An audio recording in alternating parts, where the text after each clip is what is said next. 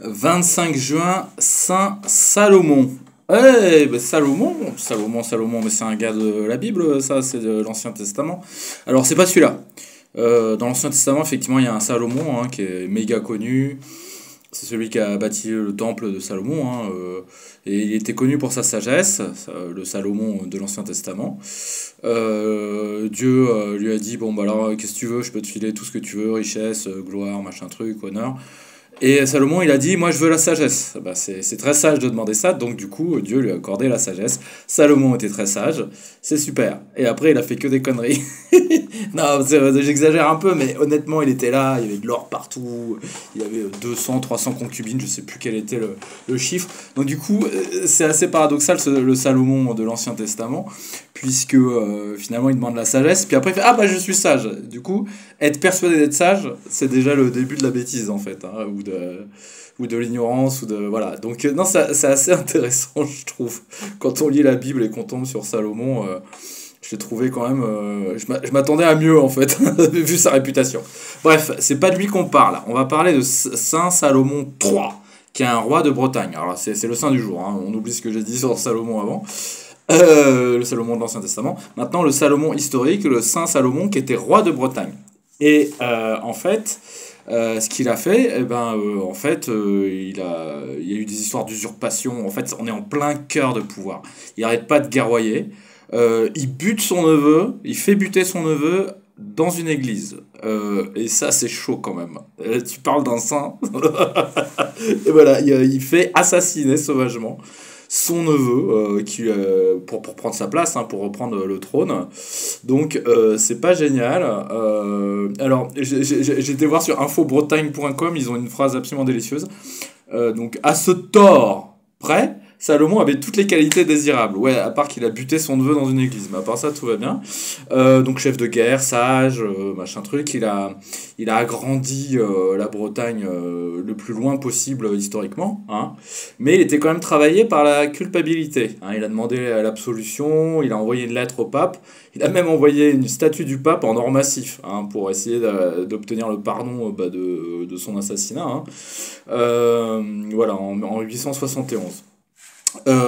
Mais en fait, bon, il y a eu beaucoup de guerres, beaucoup de trucs comme ça, donc c'est un saint un peu particulier. Moi, j'ai du mal avec les saints qui sont rois finalement, parce que souvent, comme Salomon lui-même, de l'Ancien Testament, et ben souvent il y a des compromissions avec le pouvoir, et souvent ils finissent avec du sang sur les mains.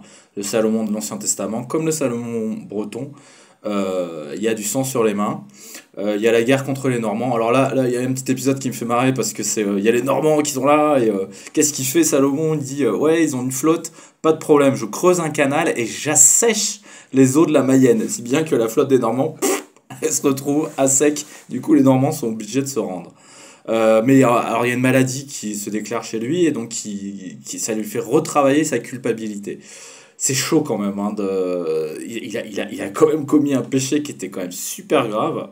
Il décide d'abdiquer en faveur de son fils Wigon, mais qui se fait assassiner lui-même. Enfin, c'est le bazar pour les successions, pour ce genre de trucs-là. Et qu'est-ce qui se passe? C'est que, ayant abdiqué, mais poursuivi par une conjuration pas possible qui veut absolument sa peau, et ben, il prend refuge dans un monastère.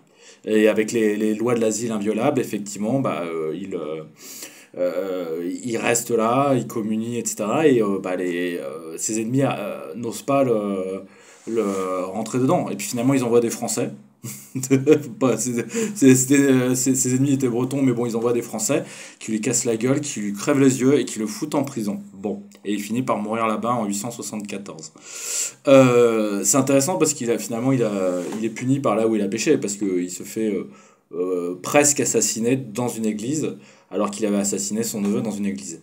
C'est compliqué cette histoire de roi. Franchement, moi, notamment, il y a un des saints avec lequel j'ai le plus de mal, c'est Saint Louis, évidemment, parce que, bon, ok, Saint Louis, tralala, c'est important, voilà, il a promu la chrétienté, etc., mais il a lancé les croisades, et puis surtout, il a lancé les politiques de persécution contre les juifs. Donc, c'est compliqué, les saints qui sont trop dans le temporel, en fait, qui sont pas assez dans le Dans la contemplation et dans la charité. Parce que là, ça demande des compromissions énormes en fait. Et du coup, pour moi, c'est un saint un peu controversé, ce saint Salomon III, de la même manière que le Salomon de l'Ancien Testament est aussi controversé.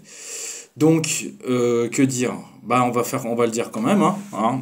Saint Salomon, priez pour nous. Et Saint Salomon, apprenez-nous à vous aimer, même si vous êtes un gros assassin. Mais bon, voilà, c'est comme ça. C'est quand même, c'est chaud le gars. Ouais, bon, d'accord, ouais, il a buté du monde. Après, c'est aussi l'idée que, des fois, quel que soit votre crime, il y a toujours de la place, hein. Vous êtes pas condamné en fait, hein. C'est ça le truc, c'est même des grands criminels. L'exemple par excellence, c'est Saint Paul, hein, qui passait son temps à torturer des chrétiens.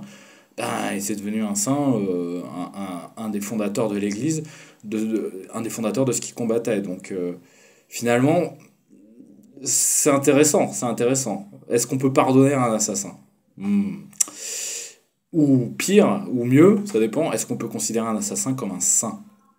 Après tout, assassin, ça se termine par saint, ouais, d'accord, mais il y a Assa avant quand même, hein. Bon, voilà. Voilà, Salomon 3. Merci.